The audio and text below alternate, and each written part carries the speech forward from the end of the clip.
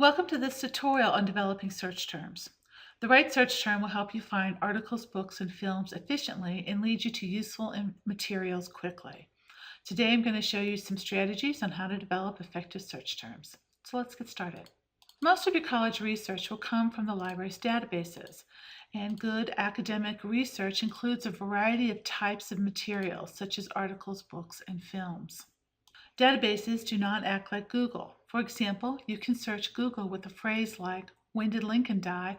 or "What's the weather in Paris, France?" Google will return meaningful results. In contrast, a database uses search terms, sometimes called keywords, to search.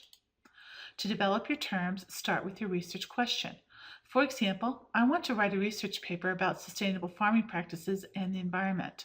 My research question might be, how do sustainable farming practices affect the environment? Now identify major concepts in your question. In my example question, I can identify three concepts: sustainable farming, farming practices, and the environment. From these three ideas, let's come up with some search terms. For sustainable farming, I can think of sustainable agriculture and conservation tillage. For farming practices, I can think of farming techniques and farm management. For the environment, I might wish to narrow the idea down and focus on water, air, and soil. I'm going to use sustainable agriculture and soil as my search terms. As you are reviewing your results, take a close look at the subjects listed with each article. You might find other ideas to try. Here's one: soil preparation.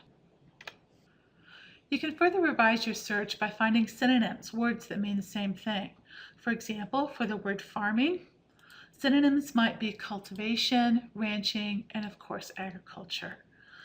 Part of the research process is refining your question and continuing to search. For example, based on my first results, I might wish to explore organic farming in a particular region or find out more about a particular environmental effect.